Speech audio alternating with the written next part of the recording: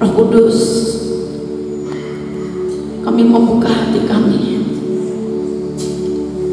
Hidupkan firman ini menjadi rema, supaya kami tidak hanya menjadi pendengar, tapi semakin kami mendengar, kami semakin membawa kehidupan kami dalam pertobatan di hadapan Allah, agar hidup kami berkenan dan tidak sia-sia apa yang kami lakukan. Terpuji namamu Tuhan. Di dalam nama Yesus kami berdoa. Amin. Shalom. Ya, bagi Bapak Ibu, saudara yang beribadah di rumah, saudara dan orang-orang juga yang dikasih Tuhan, hari ini di rumah saudara ada Yesus yang memberkati saudara. Bahkan sampai ibadah ini selesai, Tuhan tetap mengembangkan tangannya buat saudara, dan Dia sungguh melimpahkan kasih karunia-Nya untuk saudara. Puji Tuhan, pagi hari ini kita akan bicara tentang hikmah dari Yudas dalam perjamuan air. Masih berkaitan dengan khotbah minggu lalu tentang iblis. Ya, dia ada di dalam musyawarah Tuhan. Tapi adakah juga iblis di tengah-tengah perjamuan kudus, di mana Tuhan ada di situ? Kalau di dalam musyawarah Tuhan Dia ada, saudara, di dalam perjamuan kudus yang seperti ini pun Dia ada. Itu sebabnya setiap kita yang ikut ibadah di dalam perjamuan ini, hendaklah kita menjaga hati kita, sikap kita, dan kita tidak akan memberikan bagi kesempatan bagi iblis untuk bekerja. Saudara, perjamuan kudus itu merupakan salah satu sakramen yang terpenting. Kalau kita baca di dalam Yohanes pasal 6, di sana dituliskan, barang siapa makan tubuhku dan minum darahku, dia beroleh kehidupan yang kekal. Tidak hanya satu kali di dalam Yohanes 6, di sana dicatat, saudara, sekali lagi, barang siapa makan dan minum, bukan makan saja, bukan minum saja, tapi makan dan minum, maka kau akan beroleh kehidupan yang kekal. Berkat di dalam perjamuan kudus melalui Yohanes 6, kita menyatu dengan Tuhan, kita punya jaminan untuk diselamatkan. Kemudian kalau saudara lihat di dalam Lukas, ada 2 murid Tuhan yang dari Yerusalem dia pergi ke Emmaus. Sepanjang perjalanan, saudaraku, berbicara dengan Yesus, tapi mereka tidak mengenal. Sepanjang jalan, saudaraku, sekali lagi bercerita dengan Tuhan, tapi saudara, dia tidak mengenal bahwa itu Yesus yang sedang bicara dengan mereka. Sampailah di Emmaus, ketika perjamuan kudus, Yesus memecah-mecahkan roti. Tuhan menyingkapkan mata mereka yang tertutup oleh sesuatu. Dengan perjamuan kudus mereka mengenal Yesus. Berapa lagi, saudaraku, berkat-berkat yang didapat di dalam perjamuan kudus. Alkitab mencatat, kalau saudara rajin baca Alkitab, saudara akan dapati betapa di dalam perjamuan kudus ini ada berkat-berkat yang luar biasa. Namun saudara tidak bisa berpegang kepada ayat yang bahwa di dalam perjamuan kudus itu selalu ada berkat. Karena ada juga tertulis di dalam Alkitab, setelah menerima roti, saudara, dia kembali kepada habitatnya yang belum bertobat. Ada orang mau berjamu, menjaga hidup kudus. Ada orang yang mau perjamuan, dia betul-betul menjaga langkah-langkah hidupnya.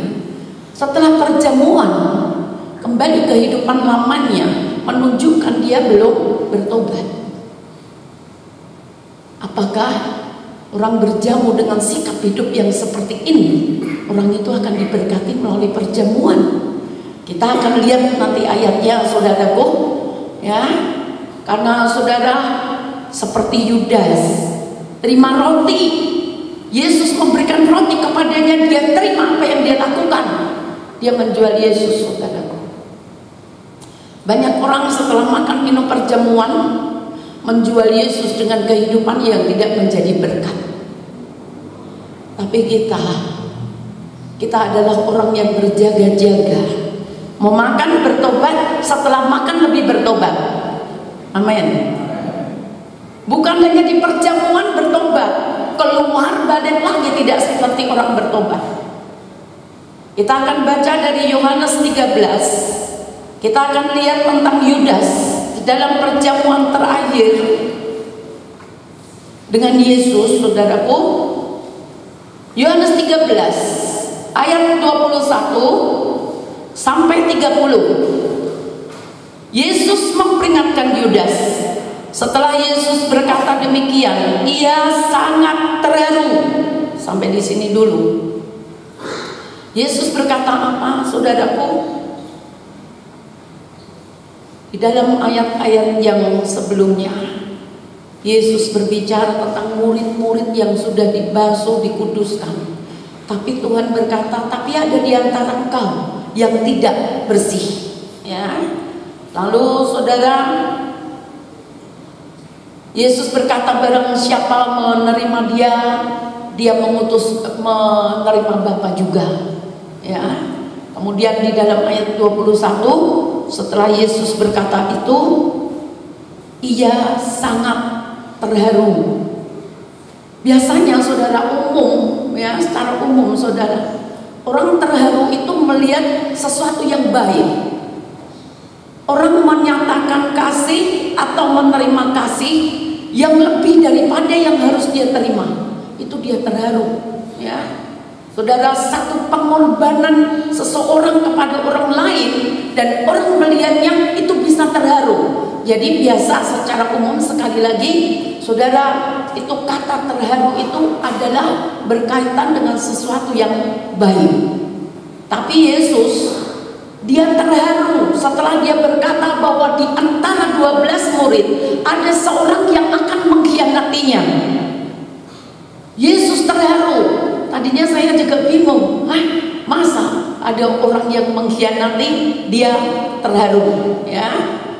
Saudara, bukankah sebenarnya harusnya sepantasnya dia marah, dia rasa jengkel terhadap Yudas, saudaraku, karena murid yang dididik begitu baik, dididik begitu rupa, ternyata dia pengkhianat, saudara. Dia seorang yang fasik, dia orang yang munafik. Harusnya Yesus tidak terharu, tapi marah. Lalu saya berpikir, kenapa ini Yesus terharu?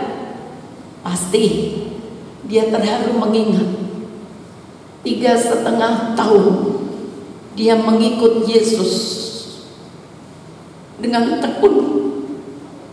Dia mengiring Yesus, melihat mukjizat, mendengarkan pengajaran, tapi akhir hidupnya, saya percaya saudara, Yesus terharu selama 3,5 tahun. Dia mengiring dengan setia, dengan tekun, melakukan kewajibannya sebagai seorang pejabat di antara kelompok tim intinya Tuhan sebagai bendahara. Saya juga menangis, saudaraku, ya, melihat ini. Lalu ayat selanjutnya, lalu bersaksi, aku berkata kepadamu, sesungguhnya seorang di antara kamu akan menyerahkan aku. Sekali lagi Yesus berkata, di antara engkau 12 ini ada yang akan menyerahkan aku. Yesus tahu, ya. Tapi dengan rasa harunya itu kita lihat, dia tidak membenci Yudas, dia tidak marah kepada Yudas, tapi kasih itu tetap ada bagi Yudas. Andai kata kita yang dikhianati, kita sudah memberi banyak hal kepada seseorang, lalu kita dikhianati, apakah kita juga punya sikap seperti Yesus? Firman ini bukan hanya untuk didengar, firman ini perlu untuk kita praktekkan di dalam kehidupan kita. Amin. Kita lanjutkan ayat 23. Murid-murid itu memandang seorang kepada yang lain. Mereka ragu-ragu siapa yang dimaksudkannya. Seorang di antara murid Yesus, yaitu murid yang dikasihinya, bersandar dekat kepadanya di sebelah kanannya. Kepada murid itu Simon Petrus memberi isyarat dan berkata, "Tanyalah siapa yang dimaksudkannya." Murid yang duduk dekat Yesus itu berpaling dan berkata kepadanya, "Tuhan, siapakah itu?" Jawab Yesus, "Dialah itu yang kepadanya Aku akan memberikan roti sesudah Aku mencelupkannya." Sesudah berkata demikian, Ia mengambil roti, mencelupkannya, dan memberikan kepada Yudas anak Simon Iskariot. Waktu Yesus menyampaikan, ada di antara engkau ini pengkhianat, menjual Aku, membunuh Aku. 11 murid bingung, siapa? Kira-kira siapa? Semua bingung. Lalu Petrus, dia memberikan isyarat kepada Yohanes yang duduk di sebelah kanan Yesus. Tanya siapa dia itu. Jawab Yesus, ayat yang ke-26, "Kepada orang itu Aku akan mencelupkan roti dan memberikan kepadanya." Di sini kita lihat Yesus tetap mengasihi pengkhianat itu, saudara. Yesus tidak mungkin punya hati yang munafik. Dia tidak mungkin memberikan roti itu dengan pura-pura. Yesus adalah kasih. Sekalipun dia tahu dia sudah mengkhianat, mau menjual, mau membunuh, tapi saudara, dia tetap pasti roti tidak beragi dicelupkan di anggur, diberikan kepada sang pengkhianat. Duduknya tidak jauh, duduknya di sebelah kiri Yesus. Kita baca dua ayat yang akan kita lihat. Kita akan mengerti bahwa pengkhianat itu duduk di sebelah kiri Yesus. Matius 26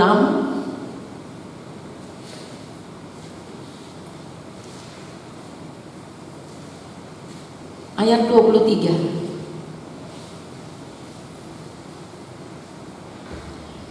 Ia menjawab, "Dia yang bersama-sama dengan Aku mencelupkan tangannya ke dalam pinggan ini, dialah yang akan menyerahkan Aku." Dia yang bersama-sama dengan Aku, kata Yesus, tangannya dan tanganku akan sama-sama mencelupkan hosti itu di pinggan anggur. Jadi tidak jauh tangan Yesus bersama-sama dengan tangannya. Sebelah kiri dia, sini Yesus, celupkan sama-sama. Kalau yang duduknya jauh, saudara, itu tidak mungkin. Jadi pengkhianat itu, Yudas itu, dia duduk di sebelah kiri Yesus. Satu posisi duduk adalah tempat orang yang dihormati, orang yang berkenan, sahabat, orang yang dianggap itu adalah orang dekat. Biasa di satu pesta, dimanapun ada acara, saudara, baik acara saudara di sekolah, di kantor-kantor, saudara, ya, itu yang duduk di sebelah pemimpin itu biasa orang yang memang saudara dihormati, yang berkenan, sahabat yang baik, saudara. Dan Yudas diberi tempat duduk tetap di kiri Yesus. Satu lagi, Lukas 22.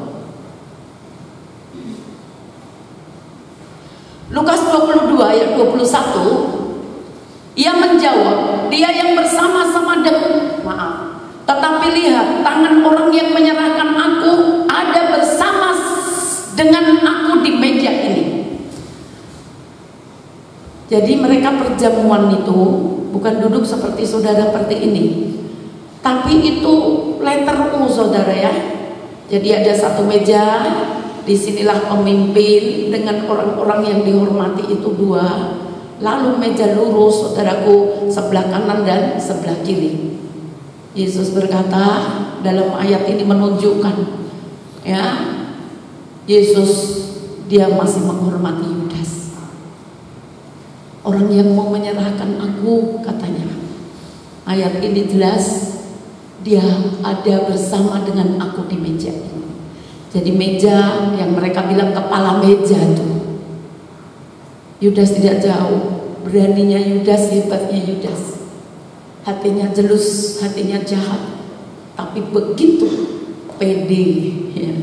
Duduk di sebelah Yesus, disilahkan duduk sebelah Yesus, dia duduk. Dari ayat ini kita lihat, sekalipun Tuhan sudah tahu dia pengkhianat, dia pembunuh yang menjual Yesus, tapi Yesus tetap memberikan penghormatan kepadanya. Karena orang-orang Yahudi, cara atau adat orang Yahudi memberikan kehormatan di satu pesta pertemuan itu seperti itu, saudara. Yang duduk dengan pemimpinnya, duduk dengan tuan rumahnya, itu adalah sekali lagi, itu bukan orang sembarang. Orang yang benar-benar dihormati dan dihargai. Kita lihat betapa mulianya kasih Tuhan. Ya, saya tidak tahu. Selama ini banyak yang saya alami, saudara alami, mungkin saudara juga pernah dikhianati seperti yaitu Yesus. Tapi apakah kasih saudara masih seperti Yesus? Kalau ketemu saudara masih menghormati, ketemu di satu pesta dimanapun saudara buang muka, atau bersikap sinis? Kalau ada Yesus di dalam hati kita, tidak ada yang sulit untuk kita menghormati orang-orang yang mengkhianati kita. Tetap menghargai dia, saudara. Saya mau katakan, mengingatkan, firman ini bukan hanya untuk saudara dengar, paham, melakukan. Dengan bahasa yang sederhana ini, mustahil saudara tidak paham. Saudara pasti mengerti, sangat mengerti. Dan firman ini diberitakan untuk kita lakukan. Kasih adalah segala-galanya. Saya dicobai, mungkin saudara juga pernah dicobai. Dia itu sudah tahu, pura-pura tanya, disuruh orang, saudaraku pura-pura nanya. Saya tahu, saudara. Mungkin saudara mengalami yang seperti ini. Apakah saudara berontak? Diperlakukan tidak adil, saudara berontak? Lihat Yesus, dikhianati, dijual, tapi dia tetap bisa mengasihi. Dia masih menghormati saudaraku, ya.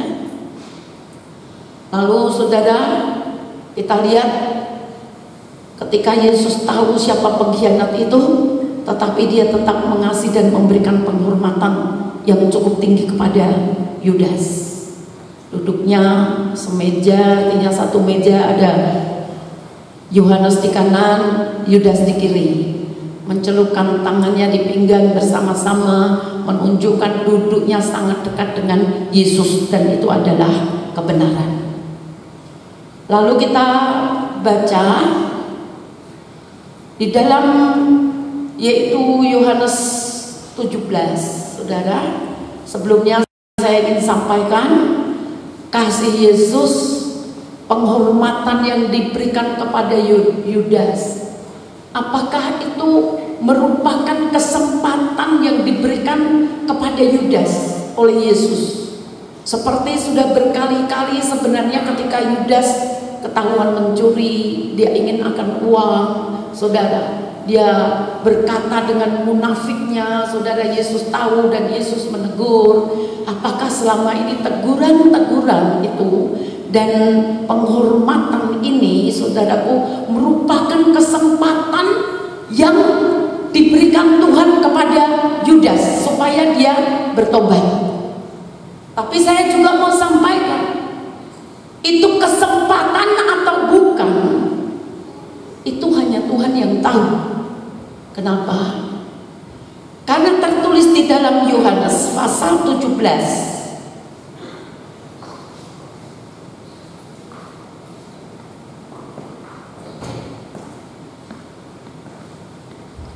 Yohanes 17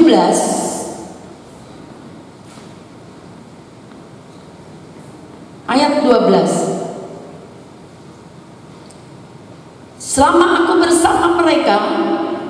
memelihara mereka dalam namamu. Ini Yesus, dia memberikan laporan kepada Bapa sebelum dia naik ke surga. Dia katakan bahwa selama aku dengan murid-murid yang engkau percayakan kepadaku, Tuhan berkata, Yesus berkata, aku telah memelihara mereka dalam namamu, yaitu namamu yang telah kau berikan kepadaku.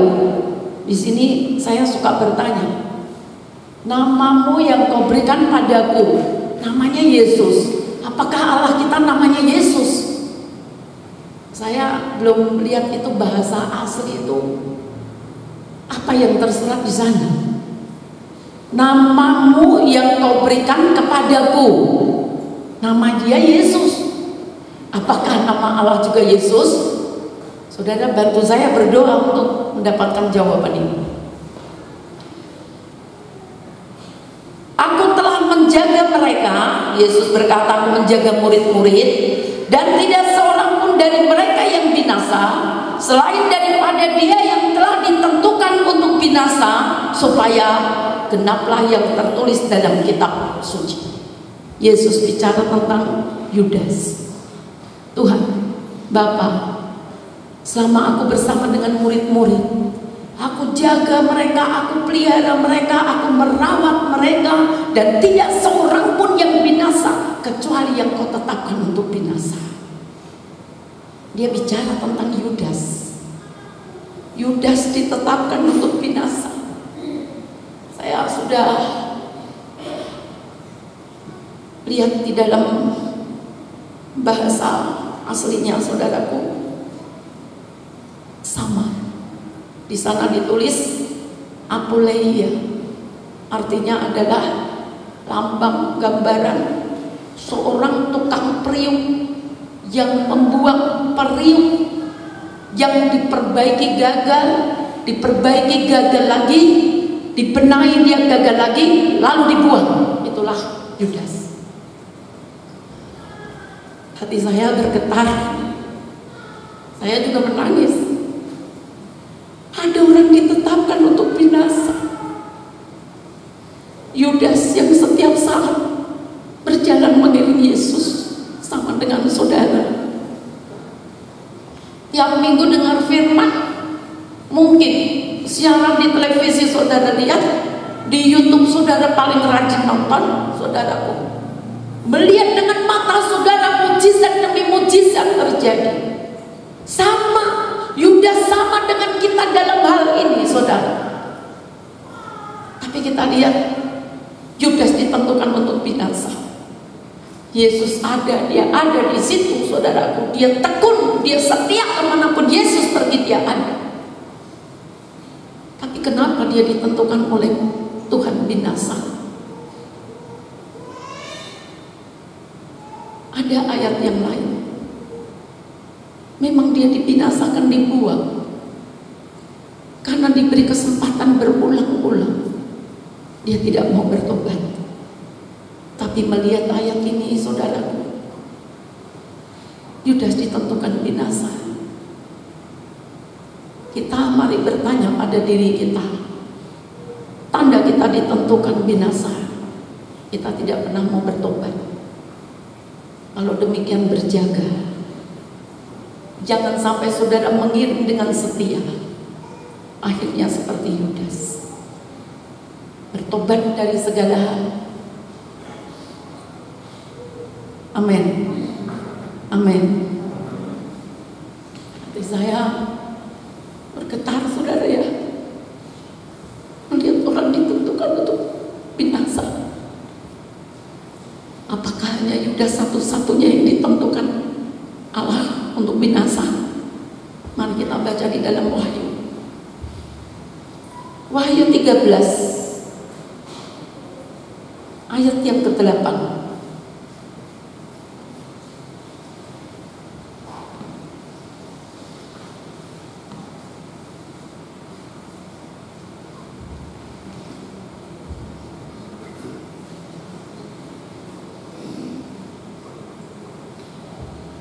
Wahyu 13 ayat 8. Dan semua semua orang yang diam di atas bumi akan menyembahnya. Siapa yang disembah? Satu kali akan ada, saudaraku, melihat ayat di atas, saudara, ada satu binatang yang akan disembah. Artinya bukan binatang betul-betul binatang, tapi manusia sudah berhati binatang yang menyangkal Yesus, yang tidak menerima kebenaran. Kelakuannya sangat bejat, sadis dan kejam. Lalu ayat ini berkata sekali lagi, dan semua orang yang diam di atas bumi, semua orang termasuk kita, akan menyembahnya, yaitu setiap orang yang namanya tidak tertulis sejak dunia dijadikan di dalam kitab kehidupan anak domba. Sejak dunia dijadikan, dia belum lahir, tapi sudah ditetapkan dia lahir untuk binasa. Ini sesuatu yang sangat mengerikan, saudara. Lahir ditentukan untuk binasa. Siapa mereka? Kalau ada yang sesat, dia ikut. Kalau ada sesuatu yang tidak benar, yang tidak patut disembah, dia sembah. Saya dulu bukan menyembah-menyembah, tapi saya paling suka, saudara, beli mainan itu, patung-patung segala rupa itu, saudara. Saya begitu sayang, saudaraku, terhadap patung. Ke gereja saya tidak pernah, menyebut nama Tuhan tidak pernah, saya berdoa tidak pernah. Tapi saya bersyukur Tuhan memilih saya untuk diselamatkan. Saya buang patung-patung itu semua, saudara. Ya. Dan sekali lagi di dalam ayat ini, ada orang sejak dunia dijadikan, namanya tidak pernah tertulis di dalam kitab hayat, di dalam kitab kehidupan. Namanya tidak pernah tertulis di surga. Bagaimana dengan saudara? Yakinkah engkau namamu ada di surga? Yakinkah engkau namamu tercatat di dalam kitab kehidupan kekal? Semua orang yakin. Yakinkan kita, nama kita tercatat di surga dengan kehidupan kita yang menyenangkan hati Allah. Satu ayat lagi, tetap di dalam Wahyu 17 ayat yang ke-8. Adapun binatang yang telah kau lihat itu telah ada, namun tidak ada. Ia akan muncul dari jurang maut, dan ia menuju kepada kebinasaan. Dan mereka yang diam di bumi, yaitu mereka yang tidak tertulis di dalam kitab kehidupan sejak dunia dijadikan, akan heran apabila mereka melihat bahwa binatang itu telah ada namun tidak ada, dan muncul lagi, dan mereka akan menyembah, mereka akan ikut. Siapa yang ikut-ikut binatang, menyembah, mengagungkan, mendewakan binatang itu? Dia adalah orang yang namanya tidak pernah ditulis di dalam kitab kehidupan. Saya baca ini bertahun-tahun, saudara. Saya rasa sakit di dalam hati saya. Saya selalu ingin lihat ini bahasa Yunani ini apa, bahasa asli ini apa. Dan ternyata, saudaraku, di dalam bahasa asli memang senada dengan bahasa Indonesia ini. Yudas ditetapkan untuk binasa. Ada orang-orang yang ditetapkan juga namanya tidak pernah tertulis di dalam kitab kehidupan. Dulu kita memang kafir, dulu memang kita tidak mengenal Yesus. Tapi setelah kita menerima kebenaran, kita memberikan diri kita dibaptis, kita hidup dalam kebenaran, nama kita tercatat di dalam kitab kehidupan. Asal kau tidak berbalik kepada habitatmu yang belum bertobat, nama itu akan tetap tercatat. Karena Rasul Musa, Rasul Paulus, dia pernah berkata gini, Tuhan, Tuhan, selamatkan bangsaku Tuhan. Biar namaku kau coret dari kitab kehidupan itu Tuhan. Kau coret namaku, tidak apa-apa asal bangsaku selamat. Tuhan bilang apa? Oh tidak, dia yang jahat, dia yang dihukum. Tidak bisa seperti di bumi, pejabat dihukum, saudara didapati salah, dia bayar orang. Kau akui kau salah, mari kita jamin kau pun keluarga. Tetapi di surga tidak ada. Ya, jadi saudara sekali lagi melalui ayat ini, saudara, mari kita akan menjaga langkah kita, hati kita, kepikiran kita. 1 Tesalonika 5 ayat 9. Camkan ini, pegang ini saudaraku dengan teguh. 1 Tesalonika ayat 9, 8 dan 9. Tapi kita yang adalah orang-orang siang, baiklah kita sadar, berbaju sirahkan iman dan kasih, dan berketopongkan pengharapan keselamatan. Karena Allah tidak menetapkan kita untuk ditimpa murka. Amin. Amin. Allah tidak menimpakan kita untuk ditimpa murka, tetapi untuk beroleh keselamatan oleh Yesus Kristus Tuhan kita. Kita tidak ditentukan untuk binasa, tapi kita ditentukan untuk diselamatkan di dalam Yesus. Berarti kita harus hidup di dalam Yesus. Apa yang Yesus katakan itu yang kita lakukan. Apa yang Yesus inginkan itu yang akan kita perbuat. Kita di dalam Yesus, hidup di dalam firman, itulah jaminan bahwa kita bukan orang-orang yang ditimpa kebinasaan, tapi kita adalah orang-orang yang ditetapkan untuk selamat. Pegang teguh ini saudaraku. Mulai hari ini jangan coba-coba kau menyimpang dari kebenaran, tapi berjalanlah sesuai aturannya Tuhan.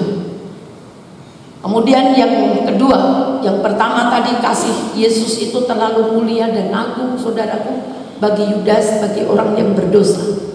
Kedua, hikmah dalam perjamuan, ayat yang ke-27 dari Lukas. Kita kembali kepada Lukas. Maaf saudara, Yohanes ya. Yohanes 13 ayat 27. Dan sesudah Yudas menerima roti itu, ia kerasukan iblis. Saudara lihat, menerima roti dari tangannya Yesus. Yesus ada di situ.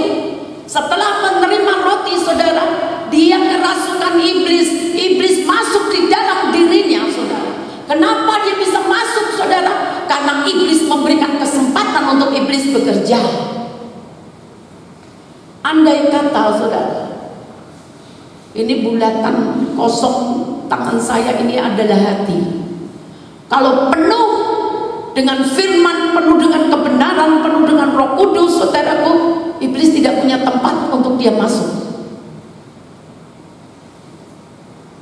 Tapi Yudas memberikan tempat bagi iblis bekerja. Yesus beri firman, dia terima, tapi tidak dilakukan, hanya dia terima. Nanti iblis membujuk dia, dia terima. Ada sisi kosong, ruang kosong di dalam hati Yudas yang membuat iblis masuk, iblis merasuk di dalam diri Yudas. Saya sudah pernah katakan, di dalam perjamuan itu Yesus yang memimpin, hanya dengan 12 murid, saudara.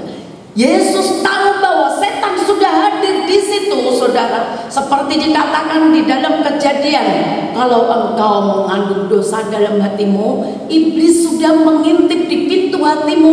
Begitu ada kesempatan, dia akan masuk. Tuhan ada di tengah-tengah perjamuan. Dia tahu iblis ada di situ, tapi dia tidak mengusir. Iblis keluar. Ini acaraku dengan murid-muridku. Ini perjamuan suci. Kau keluar, tidak. Yesus tidak mengusirnya. Kenapa? Yesus ingin murid-murid itu juga berperang. Yesus ingin murid-murid itu juga memiliki iman yang kuat, menggagalkan rancangan setan, rencana iblis. Yesus ingin saudara kita juga mengalahkan iblis karena kita sudah diberi kuasa. Bukan robot pakai baterai on off, tapi kita ini diberi hikmat, diberi jiwa untuk berpikir, diberi kuasa untuk memerangi kejahatan. Di dalam perjamuan seperti ini bukan tidak ada iblis. Jaga hati kita. Di dalam perjamuan ini seringkali orang main HP, seringkali orang bercerita sendiri, masuk keluar. Saya tidak tahu apa yang dibuat di luar sana. Bahkan ada dalam perjamuan keluar, saudaraku, saya pikir ada perlu apa? Pulang hanya dengan 1 botol aqua. Hah? Hanya untuk aqua inikah kau tinggalkan ruang perjamuan dengan Tuhan? Iblis diberi kesempatan oleh Yudas. Dia merasuk, habis terima roti.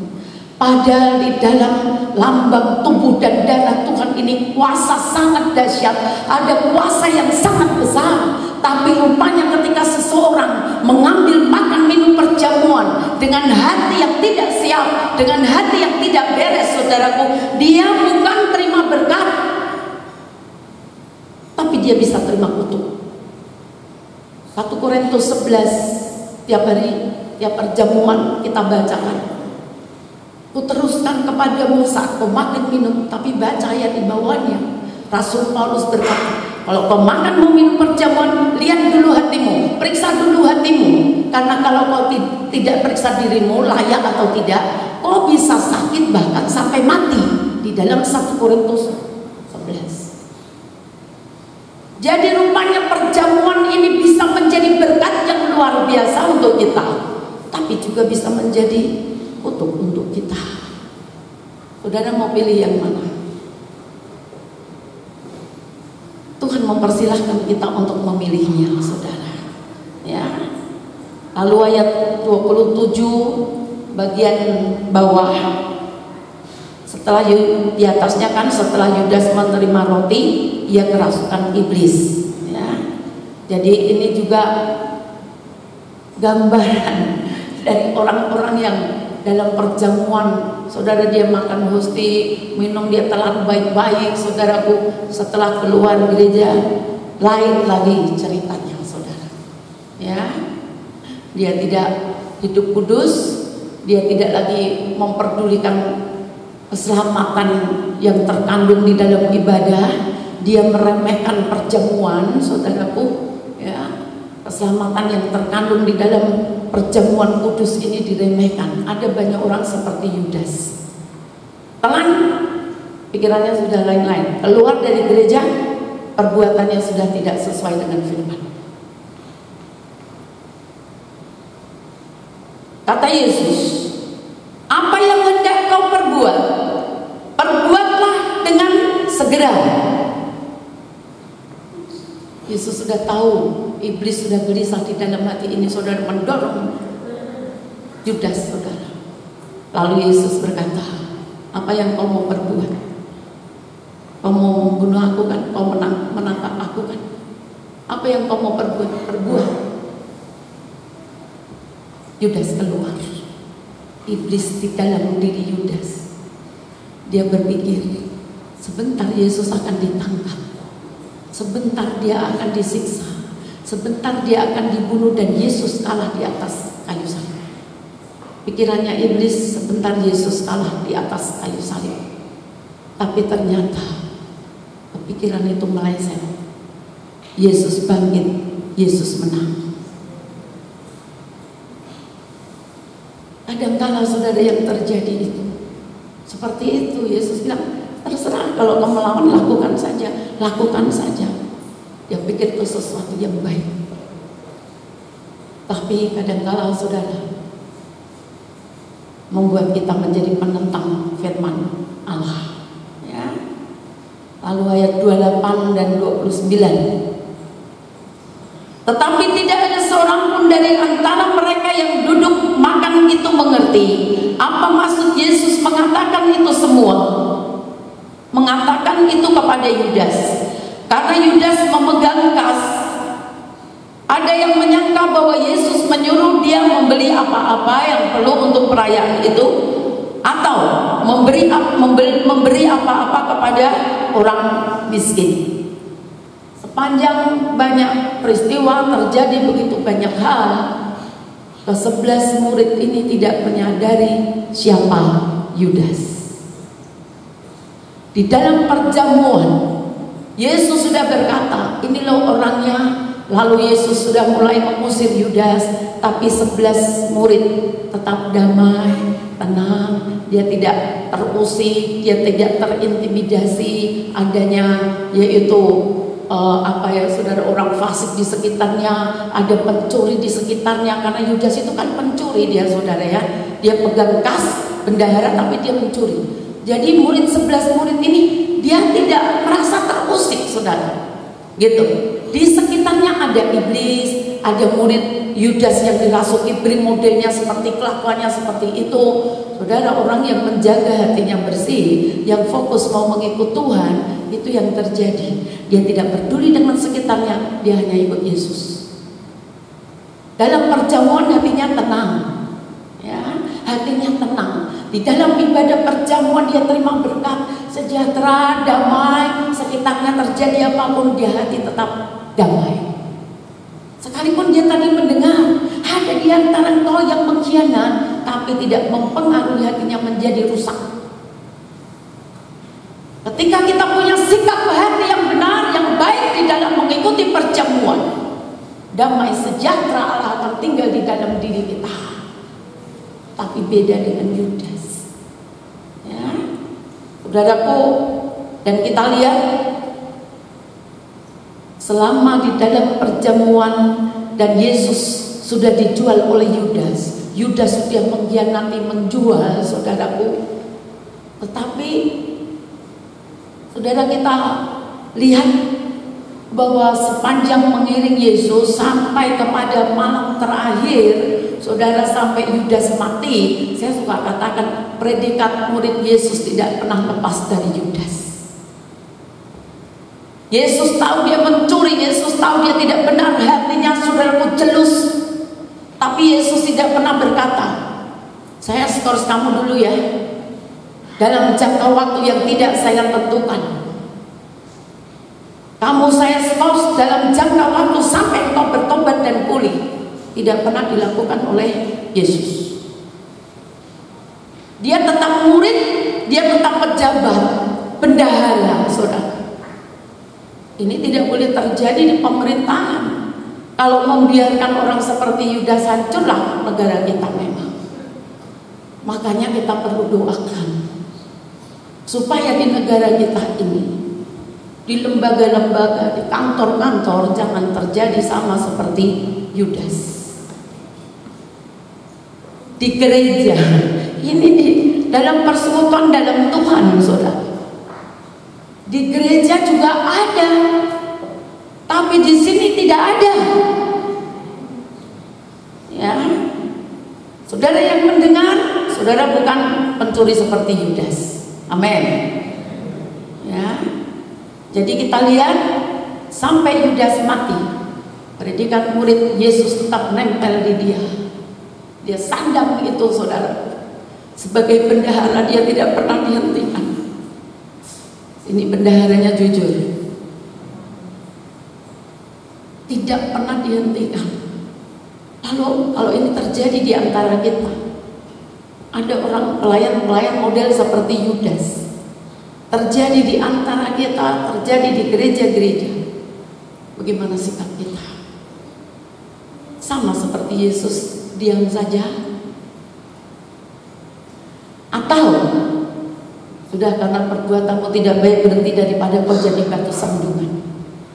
Kita skors, kita beri disiplin, bahkan kita pecat sama sekali, suruh keluar sama sekali, atau kita bersikap seperti Yesus? Yang pasti kita tidak akan membiarkan kejahatan ada di dalam gereja sehingga membinasakan. Yang pasti kita tidak akan membiarkan dosa ada di tengah-tengah gereja, di tengah-tengah jemaat, supaya tidak mempengaruhi untuk orang jatuh. Tetapi perlu kita minta hikmat Tuhan. Apa Tuhan yang harus kulakukan bagi orang ini? Selama ini yang terjadi kesalahan cut, kesalahan skors, kesalahan cat keluar. Tapi saya bingung dengan Yesus. Apakah saya harus ikut seperti ini Tuhan? Ada kalanya kepada siapa? Kalau dia dinasihati, ditegur, diluruskan, dia mau berjalan lurus. Oke, kita berikan kesempatan. Terulang lagi berarti kau harus keluar. Dan sekali lagi, yang tahu hatinya hanya Tuhan. Tuhan yang punya rencana atas pelayan-pelayan. Kapan Tuhan mau keluarkan dia? Saudara, semua di dalam tangan Allah. Ya. Kenapa Yesus membiarkan ini? Pasti dia punya alasan. Salah satu alasan yang saya baca, saudaraku, adalah tertulis di dalam Mazmur 92. Orang fasik, orang munafik, orang berdosa itu tumbuh subur, tapi disiapkan hanya untuk dibinasakan. Itu salah satu. Kenapa Tuhan membiarkan orang berdosa, orang fasik bahkan seperti Yudas ini tetap hidup makmur, senang? Alasannya yang saya dapat ini, dan yang lain saya belum membacanya.